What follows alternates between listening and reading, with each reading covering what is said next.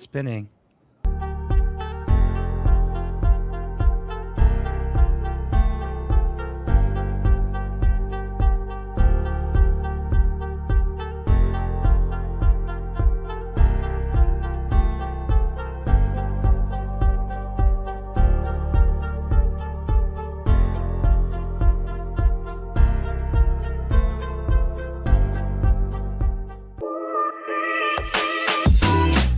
Welcome to Dental Unscripted.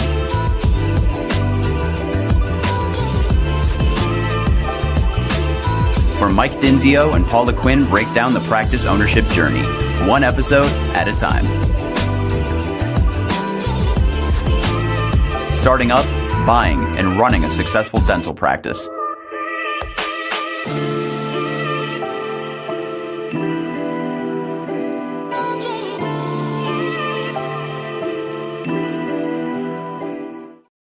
Hey guys, welcome back to another episode of Dental Unscripted. We are doing some marketing series pods today, and I'm excited about this one because it's a topic that comes up quite a bit, and it's really like, how much money do we spend in marketing, and how do we slice up that budget? So if we had $1 bazillion, does it go to SEO? Does it go to mailers? Does it go to events? Should I get one of those big blow up dinosaurs that waves in the air? I mean, where do we put our money, right? And so that's what today's topic is. I'm excited about introducing our guest and specialist today. But Paula, how you doing today? You doing all right? I'm feeling good. You feeling good? You're in it to win it today. I am. It's podcast day. So thanks for always, just being you, Paula. Thanks for just being you. So without further ado, let's jump right into it. Guido Tabano with Market My Market is our marketing specialist today. And Guido and I debate on this quite a bit, because not in a bad way, in a good way. It's like, how much money needs to go to each one of these things to be successful. And it's so hard for startups because they have no money. They just went through a project that cost them $1 bazillion, and it's like, how much is left? Well, nothing. And my job is patience. Exactly. It's a beautiful office, but now there's no patience. So that defeated the entire thing. But we do have a CBCT, so I'm glad we got that, guys. Thanks. I mean, that's always the conversation is I want a milling machine, I want CBC scanner, and I'm like, do you want any laser, all the bells, all the stuff, right? And then I'm like, do you want some patience? Oh, okay, that's good. So Guido with Market My Market. Guido, tell us a little bit about your company, and then we will dive right into this idea of budget and how we allocate funds. Yeah, absolutely. So we have been around for over a decade. We're a dental marketing company at this point. But we started out in legal, which is like ultra competitive and kind of keeps us on our toes here. Because when you deal with like lawyers versus dentists, like, the budgets are a lot bigger. They're not as super, hyper focused like you are with dental. But it all kind of starts with these demographic studies we put together. So we have another business that optimizes Google Maps for like franchises and service industries. And I always say, like, dental is a service industry. All the ads that we run is not going to make someone go to a dentist. It just doesn't work like that. You're either in pain or you need to go, and that's the driving factor in that market. So you really need to know, like, really, again, first, who you are, what you do, and who you want to target versus what's in that community, who you're going to be able to get in front of, and is that even possible?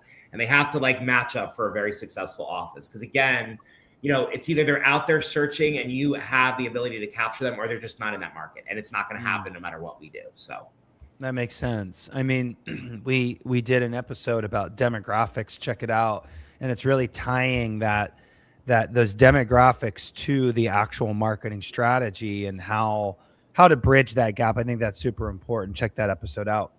But today's about budget. So I will throw out to you, Guido, that I would say my goal is for these docs to have about 30 grand to spend. That's traditionally the budget for a startup. Now, what I tell them is I want you to have 50 to spend in your first year. So it's somewhere between 30 to 50. And usually it comes down to how much money do we have left from the project, and how much money do you have in your personal bank account to Right. subsidize this. And it always comes down to that. And so, I know that the whole entire world of marketing has shifted, in my opinion, where traditional marketing of pay-per-click and Facebook ads and mailers and all the things was the kind of the strategy before. And now with all of the AI stuff going on, it's kind of all about SEO. There's been this shift in the last, call it, year. And so I battle internally of how much dollars do we spend on SEO, knowing that it takes 6 months to pick up. But here, the poor startup is starving for 6 months. That doesn't work either. So there has to be some kind of balance between investing in SEO, but also getting some freaking patients your first month. Yeah. How do we do this? How do we look at this? SEO So I think it comes down to one thing you said, right? Is that, again, it comes down to your market and what your marketing budget is. Obviously, marketing in the middle of nowhere in West Virginia or parts of Utah is going to be a lot more like cost effective, and you're going to get more for your money than in like, downtown Chicago or New York City, right? Because it's more competitive, leads cost more, you have to do more to compete. So that is the first thing we look at. Like budgets, you can't have a cookie cutter marketing budget for everyone that's the same. Second thing is it comes down to the doctor. A lot of times on a startup, you have to work, a certain amount of time in another office. So you're going to be here part-time, right? So you have to kind of ramp that up. Now we do get doctors that are like, I'm going full out, and like, they can't, like you said, sit around waiting for patients when they open, when they're not working another job. So I have to be more aggressive there. So obviously I need more of a budget. Yeah. But I think there's this thing, and we see it too, where it's like, you build this beautiful office and they will come, and it doesn't work like that anymore. No, I always say it's the field of dreams. It's not. Yeah. It's not the field of dreams, bro. Kevin Costner is not coming out of the freaking cornfield to play baseball. It's not happening. It's not okay. Is that no? Old? And with Paula too, with the insurance, it's not just because you take insurance anymore they're going to come, because no one is going to those sites and saying who's in network. They're still doing a search like, I am looking for a Delta dentist who is in network with whatever, and you need to show up. And it's not also anymore that you just put up a site and Google indexes it and crawls it. You have to do some work to get it to show too, and it takes a little bit of time. On average, for a dental site to start ranking from when you build it, depending on the market, is probably going to take about 4 to 8 weeks. So that means wait. Say that again. You're so fast, Wida. You're so fast. You said so much information can happen. It's right. 4 so to by 8 the time weeks. you build a website, right? Because again, it's not like years ago where you just built a website and it kind of sits on these platforms, whether it's Bing or Google. Like, work has to be done. It has to index pages. It has to like get crawled. It takes time. And sometimes you have to manually push that. It doesn't happen automatically where Google will like find it on its own. Or now we have ChatGPT or these other search engines too, right? So it takes on average about 4 to 8 weeks for like the needle to even start moving with organic. Let's call it organic, not SEO, because SEO is just a like broad thrown around term, right? Okay. Now, what does that mean? It means that you shouldn't wait till the very end to build your website. It means that once your loan closes, you should build that website. And good websites don't go up overnight, because you have to create unique content that ranks. You have to have content that's, sort of story branded to your office too, and you don't look like a DSO, right? Also, it's hard to have new photos until you're open. So we have to play around with stock photos to start, which is not always good. But again, we want to start about 6 months before you open. Wow. Yeah. And that wasn't the case, like I said, a year ago. I mean, it was the case, but there just seems to be more of an emphasis around organic marketing now. And by the way, you keep talking about the cost of marketing in a new patient. What are those statistics? I have mine. I'm curious what yours are. So this idea of organic marketing instead of SEO, organic versus direct marketing, what are those costs for per patient acquisition historically, long run, average? So everything is in a mismatch right now, I'm going to tell you. So whatever was there, like literally in the past 90 days, is just a totally different frontier. You have Apple Maps that's going to start running paid, that's going to compete with the Google business profile for leaving reviews, right? There's so many different forms of paid now, from local service ads to Google paid to Meta paid. So it all, again, depends on the market. And that's what the main takeaway from this should be. Don't compare yourself to the national average, or even to people that are open in like an area like, I don't know, Orlando, because there's different parts of Orlando and some are going to be more competitive than others. It really has to be, what is a cost per lead cost in your granular market, which you can see. You can literally see that. And that's where the marketing budget should come from. So yes, we know banks have to give a standard U2. Usually, it's around that market that you said, that 30 to 35K. Websites should cost anywhere between, 5 and 6,000, 7,000 for a good website. That's, going to rank. That's your property, not leased to you. Like some marketing companies can put it up in a couple weeks and they literally lease the site to you. You don't own it. That's a problem. So, but when it comes to actually like what you should do to generate a new patient, right? There's data that's there. You can look at a cost per click, let's say, in sort of a regular generic market. Again, it's not cost per click, right? Because a click just means that someone's clicking on your ad. That's not a conversion, right? Yeah. Some markets where it's not as competitive, you're going to get a lot more for your money. So, and again, it's not arbitrarily picking a number either, like a lot of companies do, where they're like, pick the $500 package, pick the $1,000 package, pick the $1,500 package. Well, I've heard $300 to $200 to $300 per patient for just marketing in general. And then I've heard $50 per patient for more organic. Those are kind of the numbers that I've heard a few times. And I also think it's interesting that... Are we going to ask if they're right? Well, I'm going to, but I think it's also interesting that ZocDoc and OpenCare come in at about $300 to $350 per patient. So where are we at with those numbers? It's super high. Well, first of all, let's talk about ZocDoc, because ZocDoc is a directory, right? Directories are great because they have a lot of authority and a lot of traction. So when your website links to them, it raises your authority on a higher level, which is what you want, because higher authority sites are how ChatGPT or Google or Bing picks what to show. There's not some arbitrary way like why they show one above another when you're like, I'm so much better than this office. You may be a better doctor, but on a digital presence, they're better than you because they're following the rules. Okay. Directories are good to be in. They're not good to use them because you can do something for a fraction of them. Like, so if they're charging you $300, all they're doing are running paid branded ads where they're probably paying about $30 for that lead and charging you $300. So you know what costs $300 for a lead? Probably a dental implant, which is very competitive. So this is a very good thing because everybody wants to do implants, right? And it's a numbers game, okay? So if a good lead, and again, this changes depending on the market, costs $300 for a lead, not a click. Maybe a click is between $12 and $25. You're just getting a click, but you're only converting maybe 10 to 20% of those clicks to a lead. Now those leads have a closing ratio too. And depending on the platform where they come from, there's better quality. Google tends to have better quality leads for implants as opposed to Meta, where you get tire kickers and it's more visual, right? But it might be better for pediatrics in some markets. But we've noticed that Meta doesn't have the best conversions. And this is across all markets, right? Interesting. So that means that if you give me $3,000 and it's $300 a lead, I'm going to get you 10 implant leads. If you're only going to close 20% of that, right? For that $3,000, and let's say you get $5,000 for an implant because it's easy, you just made $10,000. So your investment was $3,000, you made $10,000. It's an okay ROI, okay? But it takes time to build data to understand where they're coming from and how the conversions are going to get better. So that's interesting. Going back to what you said for budgets, you giving me a GP versus a pediatric versus a cosmetic, 3 types, 3 different budgets. Yeah. So Interesting. Well, the numbers that you were just throwing out reminded me of my next type of form of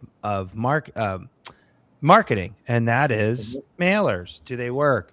Because what you just said was, okay, we're fishing for big cases. We're talking about implants, and it's the exact same thing. You throw $2,500 per drop seems to be kind of a nice average. 5,000 mailers. There's usually like a 1 to 2% actual lead to the 5,000. That's how many calls. a 1 to 2% response rate, they call it. And then it's the conversion rate. So I'm seeing like a more expensive cost per patient on mailers, but do they work? Paula, I know you see patients in your practice. You don't see patients in your practice. You don't own your practice anymore. But when you owned, you fought me on mailers for a long time. And when you did it, you always tell us. I don't think it was a fight. You always tell it like we got in this big argument and you were right and I was wrong. I don't like that conversation. We got to find a different way to spin this. Spin it, Paula. Go. I felt like after you wanted me to keep doing it, not the initial drop. I feel like what I didn't do is do my due diligence, which I would like to save for a different episode, but I just didn't see, and it was a feeling, right? I was like, I'm not getting very many patients off this. I don't want to do it anymore. Got it. Correct? Yes, exactly. Guido, do you see that mailers work? It depends on the market, okay? And it depends on what the mailer says. So let's take a step back to demographics, right? So if you are doing cosmetics and implants and you're targeting an older audience, they are probably not on digital. A mailer is going to work really well. But you have to make sure that you target, again, the right people for that mailer. If you take a lot of insurance and you're happy with volume, a mailer is also going to work with a low price point for an initial visit for a startup. But that might not be the best plan for you long-term if you really don't want to take clients like that. So they work, but the messaging has to be correct and the demographics in the market have to match up with that, right? So it has to be like a three or four different things that like sort of are on the checkbox when you're doing that startup and you're talking to them and analyzing like, who is this dentist and what they want to do, right? Mm-hmm. So again, it's all about the market because in some rural areas, they're going to work great. They're absolutely going to work great. So I'll never forget. I went all in on mailers on an Alaska doctor once. And I'm like, this is going to be amazing. They're going to get off the boats, like the fish boats. And I kind of consider like those Alaska people, just good old salt of the earth people that just, it's not New York City. That's for sure. And she threw out mailers and it was the worst response ever. That was the last time that I said, this is definitely going to work. How do we know? I mean, do you have an answer here? How do you know? Maybe you don't. I mean, I don't think you guys actually facilitate mailers, but how do you know? So we do the demographic reports. And we slice and dice the data, but it comes from a really in-deep discovery call with the doctor and who they are and what the practice looks like and working with consultants like you, right? That like you're sort of getting us the vision of what that looks like, right? So let me tell you something else that we're not talking about too. A mailer is just a mailer. They're still going to do a Google search or some sort of search on you anyway. And if you're a startup and you don't have any reviews or any juice backing you that like you're even decent, they're still not going to call you even from that mailer. Before you start don't you think the call to action on there is a big deal? Like if it's, you can't just, some people will just put on there like I do Invisalign and it's like, that's all pretty, but like, what does that mean? We talked about it earlier. I either want a new patient special, right? Like something like you want it to be really, I feel like honed in. Here's where the visuals matter. And I don't want to see stock photos, right? So if you're doing an Invisalign campaign, what am I looking for as a consumer? Number one, I want to see that you made someone's smile look really good. And I want to see me. So I don't want to see the same, typical blonde girl flipping her hair with like really nice white teeth. If like you're targeting older people or teens, like you have to show real photos that matter. Number two, I really don't care if you charge between $5,000 and $7,000. You know what I'm looking for as a parent or an adult? I probably want 0% financing, not even the discount, because people know that that's a gimmick too. How many times have we seen $1,000 off this? Everybody knows that you just raise your price. So what do I want to see? I want to see my monthly cost, or I want to see some sort of financing special, right? That I know that I'm going to get, because why should I go spend $7,000 with you when I could spend $0 down and it's $125 a month, which fits in my budget and I don't have to worry about it. But don't you think as a startup, that's risky though, because Invisalign in general, period, because you're only hitting, if you're dropping X amount of mailers, maybe 2% want Invisalign, or you're just And using this as an example. Let's say you're an ortho. That's fair. If you're a GP, right? Again, what are your calls to action, right? You're new in the neighborhood. You're seeing new patients. If you're taking insurance, that's your call to action. We take insurance because then you don't have to worry about no insurance, no problem, right? Right. If you don't have it, then ask us about our in-house plans starting from $20 a month or something like that. Mm-hmm. Great hours, because maybe your market share is you're in a working class area and you're open till 8 and everyone else closes at 5. So that's a good call to action. And again, you speak other languages. Like, what are the differentiators? That's what I want to see on a mailer. That's interesting, because I think even not just with mailers, but pay-per-click campaigns, just, there's the expense of the actual medium, and then there's the promotion, right? And you have to pay for both. What's interesting is, you took it a couple different ways there, and gift cards, $5,000 off. That stuff can work. What I heard you say is make it real to the user, the payment, the we have insurance, hey, we have a no insurance option, like that. Those are real things for, I call it Saturday hours. Yes, right. I think that's really good, and I've never heard that before. That's good stuff. And the other thing that I don't want to see is, like, I appreciate that you built a really nice office, but I'm really not picking you for your, like, again, there's exceptions, but I'm not picking you for your office. I want to see you and the staff. I'm going to see you as the dentist. Yeah. Right. That's what I want to see. Like, everyone shows their, like, I mean, I don't know. I'm Italian. I like a nice bathroom, but, like, I really am not picking your office based on the nice waiting room and the tiles you picked out or the millwork you have. It's like, I want to get in and out. And that's another thing too. Like, other things in areas, right? Do you have good parking? Because in some areas that sucks. Just went the other day to see a doctor. The parking was terrible. And I'm like, I got to find a new one. And that could be a promotion just by itself. If you're in New York City and you have parking, like, that's an X factor. Not just New York, Chicago, Atlanta. There's a million markets. Seattle, we've had people in Seattle. Right. Got to pay for totally. We have parking. Yeah, I mean, street parking. So ridiculous, but if you're doing pediatrics and you have a parent, I really don't feel like with my 4-year-old and 2-year-old going across, like 20 minutes to walk to the doctor's office with them screaming. Totally. Right. So we had somebody do free Uber rides, which I think is great. So that is interesting that you bring this up, because when you look, okay, so let me give you a little secret of what's going on. When you look at what that 55 and over demographic looks like for these snowbirds, Paula, you're in an area like that. Be careful. Mm-hmm. You're in Arizona, that you have people go there. I am of age. He is literally probably talking about you in a few years. I'm right there with you. Uber. First of all, we do not think we're old, right? I would love Uber. Right. But I'm saying, like, the reason why I bring this up is, like, you probably are wintering somewhere else. Your kids are not there. You will spend money on cosmetic work, right? Me living in New York versus doing some cosmetic work, like an All-on-X or whatever in Florida, is, like, going to be a lot better priced, or an implant or whatever it is too. I don't know how I'm going to get to that office. Like, I don't have my kids or maybe transportation. So, like, when you look at when we poll them, what they're looking for, like, that concierge type dental service is what it is, which means extended hours and figuring out transportation. They literally have said that. So that could be, again, you have to be careful because it's medical. But if you're doing, sedation, and then you can take out, like, how they're figuring out how to get to you, that is a win in markets, I think that's really interesting. I love that. Mm-hmm. That's great.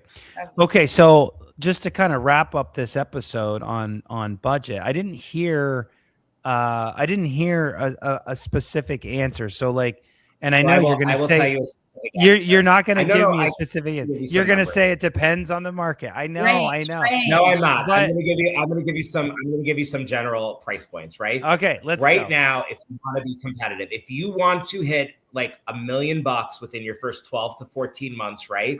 You probably need to spend in a rural market about $2,500 to $3,000, right? Let's just talk general. If you're going into a very dense area, your spend is $3,500 to $4,500, if not $5,000, at least if you're going to do implants. That's what it takes. That means we're looking at getting you 100 new patients in the first 100 days. That's a really good benchmark for a startup. It means we're trying to get you stabilized within 6 months, which means you have about 25 to 35 new patients consistently by month 6, month 8, right? So those are good baselines. But if you think you're going to do it with just the bare minimum thing you're getting from the bank, it's probably not going to happen unless you're going to take more of Well, what you just said is very doable. I would argue that number needs to be doubled if you want to hit 1 million. You said 1 million. I mean, because you depends sell if into you're it. Guido or a different marketing. That's true. So okay. So there's a monthly budget. There's a monthly budget, and I liked that.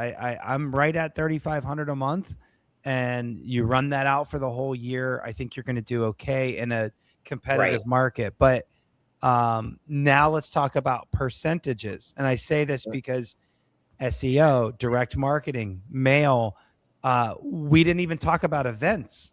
Events should have some money, $500, set up a booth at something, whatever. So where, if it was your dental practice, Guido, you owned it. How would I do this? How would you slice up? And remember, you're a startup. You have no money, no patience. You're a brand new brand.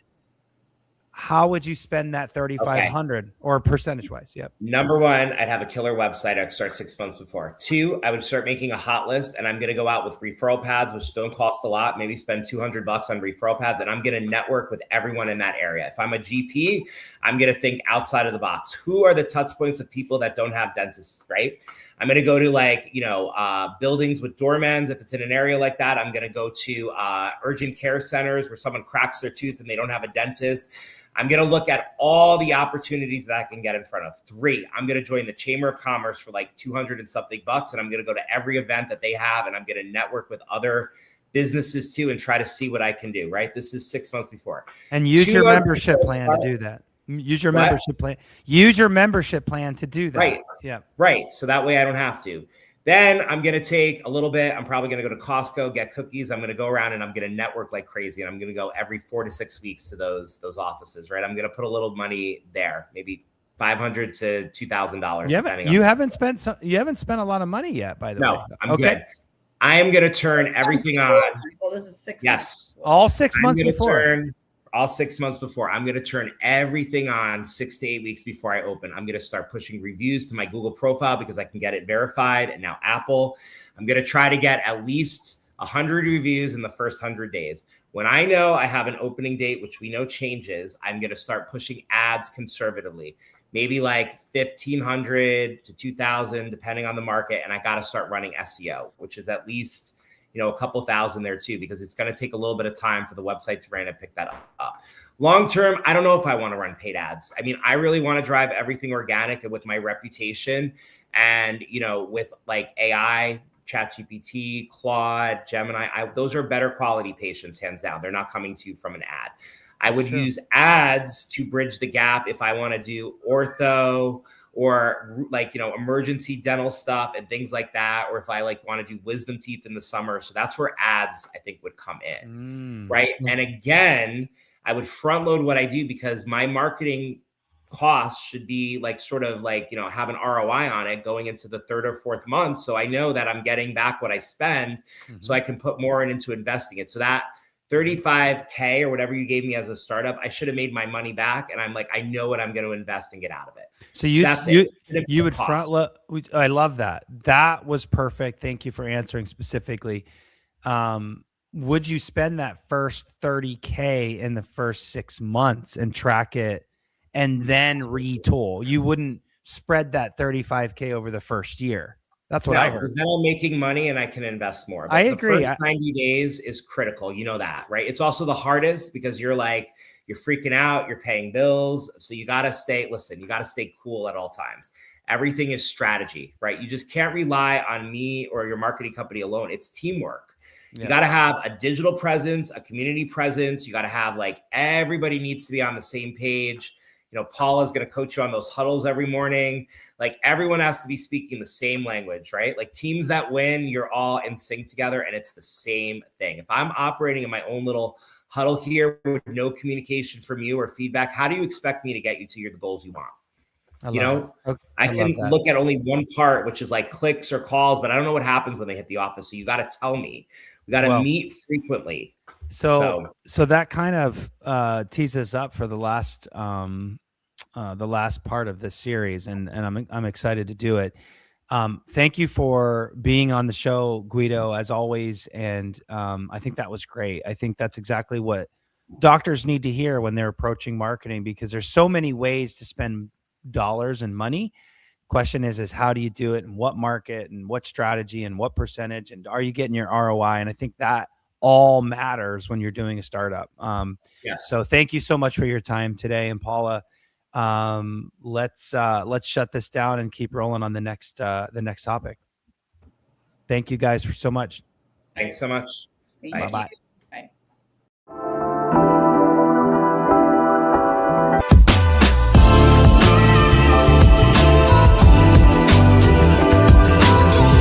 Thanks for listening. Let us know how you like the show. Rate us on Apple and Spotify. Subscribe and follow for more.